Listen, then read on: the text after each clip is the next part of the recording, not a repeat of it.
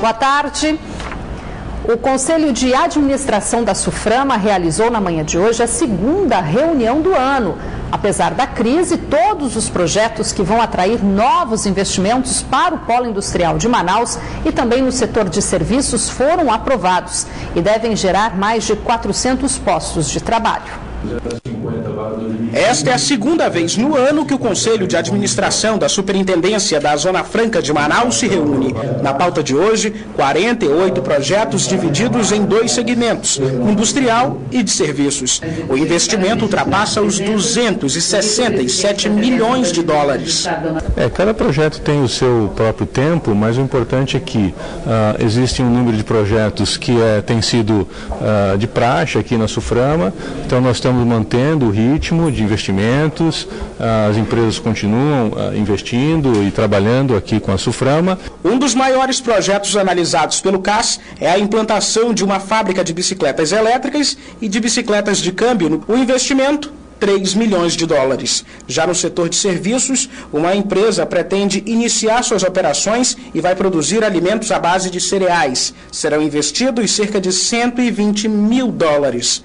Os 48 projetos analisados foram aprovados pelo Conselho. Com isto, a expectativa é que sejam criadas 484 vagas de empregos. Pegar o somatório das duas reuniões, são mais de 153 projetos. E isso está totalmente dentro da média histórica de 40 projetos por pauta. Se a gente tivesse tido as 4 reuniões, teríamos 160 projetos, chegamos a 153, que é um número bastante satisfatório, inclusive se a gente for levar em consideração o momento de crise que a gente vive. Na ocasião, o secretário executivo do Ministério do Desenvolvimento Industrial e Comércio Exterior foi questionado a respeito da definição do governo federal sobre o superintendente titular da Suframa. Até o momento, a autarquia está sendo chefiada interinamente por Gustavo Igrejas, desde novembro do ano passado. Até o dia 30, quarta-feira da semana que vem, a gente espera já ter definido então a situação, exatamente por ser uma data limite. Durante a reunião do CAI, servidores da Suframa que entraram em greve este ano pedindo a reestruturação salarial disseram que conseguiram chegar a um acordo com o governo federal. Apresentou para os parlamentares, os parlamentares nos deram ciência desse acordo, o secretário nos convidou para ir a Brasília, verificar os termos do acordo e fazer o encaminhamento até o Congresso Nacional através de um projeto de lei. Manaus foi reconhecida recentemente em 2 prêmios, um nacional e outro internacional. O prefeito da capital, que viajou para participar das 2 premiações, retornou esta semana e hoje voltou a visitar a sede da Band Amazonas. Na oportunidade, Arthur Neto também falou sobre a segunda reforma para cortar gastos na administração municipal e cobrou medidas urgentes para minimizar a crise, como estimular o turismo no estado e também a indústria de fármacos. Desta vez, o prefeito participou da gravação de um programa especial que será exibido no Dia da Criança. Arthur Neto voltou recentemente de uma viagem, onde recebeu 2 importantes premiações para Manaus. Uma promovida pelo Sebrae, que reconheceu internacionalmente o projeto que transformou camelôs do centro da capital em microempreendedores individuais, e outro que destacou o avanço da qualidade de vida em Manaus. O Sebrae fez a sua escolha e a premiação se deu em Londres, Foi escolhido o segundo melhor do Brasil inteiro e no Amazonas o melhor, o primeiro. E eu fui depois para São Paulo e aí nós recebemos 2 prêmios que me deixaram muito, muito orgulhoso. Na Isto É, editora 3. É a cidade que de 2013 para cá mais avançou em qualidade de vida. Não é a cidade que tem a melhor qualidade de vida do Brasil, para ficar bem claro. A cidade que mais avançou de 2013 para cá, exatamente do nosso governo para cá. E o outro, entre todas as cidades, e o outro entre as cidades grandes. O mesmo prêmio envolvendo todas as cidades e também só as cidades grandes.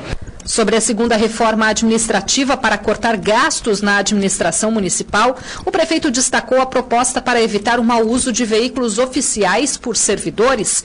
Parte da reforma deve ser encaminhada em breve para a Câmara Municipal. Basicamente, corte de gastos, basicamente limitação, ou seja, vou dar um exemplo bem claro assim. Nós não temos que usar mais veículos de serviço do que a gente precisa. A gente vai colocar, todo veículo de serviço vai ter uma faixa, a serviço da Prefeitura de Manaus, bem grande. Sempre foi contra isso, mas agora vai ser proibido bem expressamente com punição, ou seja, ninguém pode levar veículo para dormir em casa. Ainda sobre a crise econômica, Arthur Neto também destacou que o aumento histórico da cotação do dólar é um momento oportuno para estimular ainda mais o turismo no estado. Uma coisa que pode ser feita agora, nesse momento, imediatamente, eu já vou discutir isso com o governador Melo, acho que está na hora de tomar uma providência séria nesse campo, é nós fazermos mídia no exterior, nesses países vizinhos aqui. Entrarmos na internet muito forte, divulgando a Amazônia para mercados como Estados Unidos, por exemplo. Os mercados europeus, a partir de Portugal, Espanha, Itália, que estão ali perto, que podem vir pela TAP. Mostrando que com a atual relação cambial, com a desvalorização que houve, começamos a desenvolver essa vocação que Manaus tem para o turismo, que é muito grande. O prefeito, que também participou da reunião do Conselho Administrativo da SUFRAMA na manhã de hoje, também cobrou medidas urgentes para estimular a indústria de fármacos no Amazonas, começando pelo fortalecimento do Centro de Biotecnologia do Amazonas. A saída de médio prazo para nós é nós fazermos funcionar efetivamente o polo de biodiversidade, ou seja, fazer funcionar de verdade o Centro de Biotecnologia da Amazônia, que nunca, em 13 anos, não fizeram ele funcionar de verdade. Isso chega a ser um crime, chega a ser uma coisa criminosa com o nosso povo, com o nosso futuro.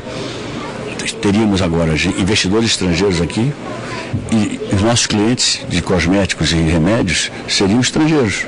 Nós estaríamos exportando para quem não está em crise. O setor de telefonia celular liderou o número de reclamações registradas pelo Procon Amazonas no primeiro trimestre do ano. Boa parte dessas reclamações é sobre o bloqueio da internet nos planos pré-pagos, uma prática adotada por todas as operadoras e que será alvo de discussões em uma audiência pública que será realizada em Brasília e contará com a participação de representantes dos Procons de todo o país. Entre os usuários não faltam reclamações sobre a suspensão da internet no celular ao fim da franquia contratada. Quando isso acontece, os clientes precisam mudar ou contratar um novo pacote. Nenhum serviço me agradou 100% com a internet móvel. Antes qualquer uma delas seria viável, hoje fica muito caro. Antes, o serviço de acesso à rede pelo celular era apenas reduzido após a utilização da franquia, mas depois passou a ser cortado. Para o Programa Estadual de Defesa do Consumidor, trata-se de propaganda enganosa. A orientação é que os usuários guardem as mensagens enviadas pelas operadoras informando o corte caso decidam abrir uma reclamação. O setor de telefonia celular liderou o número de reclamações registradas pelo Procon do Amazonas no primeiro trimestre do ano, o equivalente a 70% de todos os casos que chegaram ao Procon. Após um mês de proibição no fim de junho, as empresas de telefonia móvel voltaram a aplicar o bloqueio da internet dos planos pré-pagos, a partir de uma liminar acatada no Superior Tribunal de Justiça. Eles usam esse meio aí para, como meio de economia deles lá, Mas pra gente é um absurdo mesmo, absurdo ter que estar comprando, fazendo novas recargas para colocar no celular. Agora os PROCONs de todo o Brasil se mobilizam para defender no STJ o fim da prática adotada pelas operadoras. Uma audiência pública para acontecer em Brasília sobre o assunto deve ser marcada na próxima semana. Vamos levar a questão da propaganda enganosa, induzindo a erro o consumidor, vamos levar a questão da quebra contratual e vamos levar aí a questão da transparência nos contratos. 3 pessoas ficaram feridas na manhã de hoje depois que um ônibus da linha 060 invadiu uma casa no bairro Aliança com Deus, na zona norte da capital. O impacto da batida destruiu o muro e ainda parte de um dos cômodos da residência, onde estavam a mãe e os 2 filhos. Os 3 foram atendidos pelo SAMU. De acordo com a assessoria de imprensa da empresa responsável pela linha, a mãe e o bebê sofreram apenas ferimentos leves e já receberam alta. Já a criança de 9 anos sofreu um corte na cabeça e segue internada no Hospital e Pronto-Socorro Joãozinho. Todo o prejuízo será ressarcido pela empresa União Cascavel. Câmeras de segurança registraram 2 assaltos durante a madrugada de hoje. Um em um posto de combustíveis na zona leste da capital e outro na feira da Manaus Moderna, no centro. Na feira da Manaus Moderna, câmeras de segurança registraram um momento em que 4 homens armados invadiram o local durante a madrugada. A ação dos bandidos foi rápida e, de acordo com a Polícia Militar, eles fugiram levando cerca de R$8 mil em dinheiro e os pertences dos poucos feirantes que se preparavam para trabalhar. Uma guarnição da 24ª Companhia Interativa Comunitária foi acionada para atender a ocorrência. Outro assalto registrado por câmeras de segurança aconteceu no início da manhã de hoje em um posto de combustíveis localizado no bairro Coroado, zona leste de Manaus. Os 2 bandidos chegaram em uma motocicleta e em seguida renderam os frentistas. Segundo a Polícia Militar, eles fugiram levando uma quantia em dinheiro não informada e pertences das vítimas. Até o momento, a dupla não foi localizada. De acordo com a Polícia Militar, dos 4 homens que assaltaram a feira da Manaus Moderna, um já foi preso. O dia 23 de setembro, hoje, marca o início da primavera no Brasil. Mas não no Amazonas, onde convivemos apenas com 2 estações. O inverno, marcado pelo período de chuvas e cheia dos rios, e agora o verão amazônico, período menos chuvoso e ainda mais quente. Segundo os meteorologistas, as temperaturas registradas nos últimos dias já estão entre as maiores dos últimos 100 anos. Termômetros perto dos 40 graus e uma sensação térmica de sauna. É um abafado ardido, né? Aí mais o solzão, né? Tá muito quente, a gente procura soluções, mas não tem jeito. Até debaixo dessa sombra aqui tá quente. Não imagino Manaus sem ar-condicionado, é impossível. Não à toa, esse espelho d'água aqui em Manaus foi invadido como se fosse uma piscina. Que não pode, olha aí, ó. E quem não pode entrar na água, bebe água. Os vendedores nem reclamam do calorão que precisam enfrentar. No verão, graças a Deus, a tendência é aumentar mais ainda. Enquanto nas demais regiões do Brasil, este 23 de setembro marca o início da primavera. No norte, a população convive com o chamado verão amazônico, ou período menos chuvoso, como preferem os meteorologistas. A gente tem medições desde 1925, né? Então os últimos 90 anos. Aí a gente faz a média a cada 30 anos e comparado essa média histórica de 30 anos com a média só desse mês, esse mês está de 3 a quase 4 graus acima.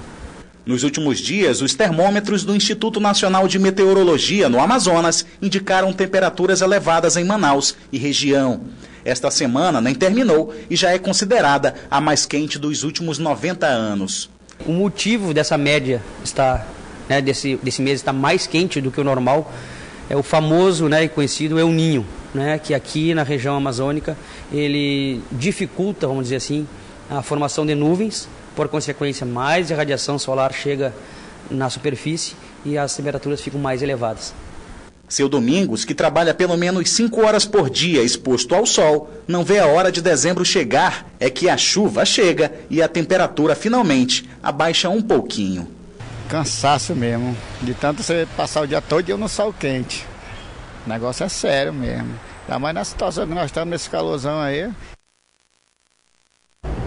E as altas temperaturas também deixam a vegetação mais seca. E é justamente nesse período de menos chuva e que o ar fica mais seco que aumentam as queimadas. Só hoje o Corpo de Bombeiros registrou 9 ocorrências em vários pontos da cidade. Mas o dado preocupante é que em 2 meses a capital já registrou mais da metade das queimadas ocorridas em 2014. No Amazonas, as altas temperaturas evidenciam outro problema que é agravado pela falta de conscientização e prevenção das queimadas. Esse ano, em 2 meses, a capital amazonense já teve mais da metade dos incêndios registrados no ano passado. De acordo com o Corpo de Bombeiros, em 2014 foram registradas 304 queimadas e esse ano já são pelo menos 155 ocorrências de incêndios em vegetações. Nesta quarta-feira, pela manhã, 6 incêndios em vegetação foram registrados na capital. Um deles foi ao lado de um condomínio no bairro União da Vitória, na zona norte de Manaus. À tarde, mais 3 queimadas foram registradas na cidade. Nessas imagens, é possível ver o incêndio em vegetação ocorrido no bairro Nova Floresta, na Zona Leste, que também assustou os moradores do local. As queimadas no verão amazônico também aumentam a poluição do ar. As queimadas em áreas urbanas é crime e quem for flagrado ateando fogo nesses locais estará sujeito a punições, dependendo do caso. As ocorrências podem ser informadas ao Corpo de Bombeiros pelo 193 e denunciadas aos órgãos do meio ambiente. E o calor continua nesta quinta-feira. Confira os detalhes da previsão no mapa.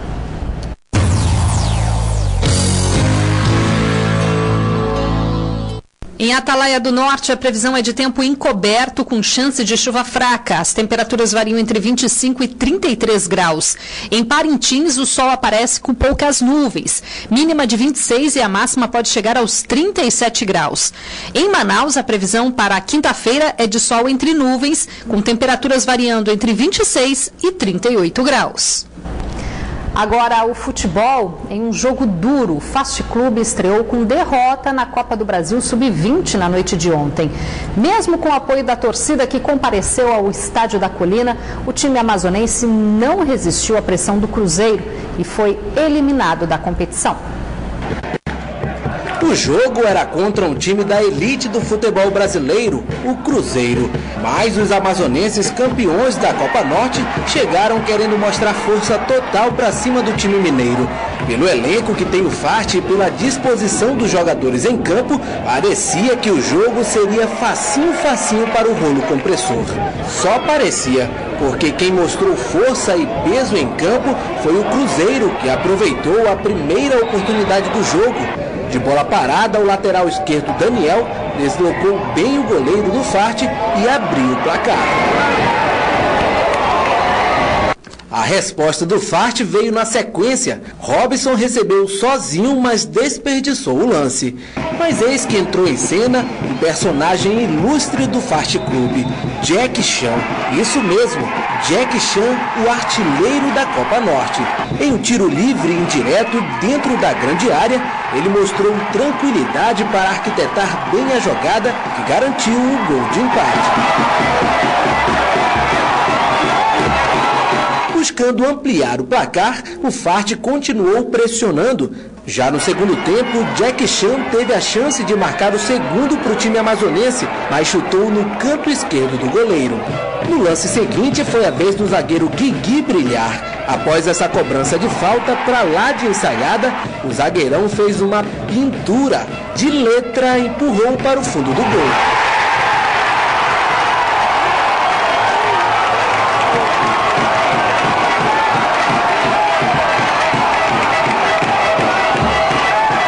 Diante da torcida, o rolo compressor queria mais.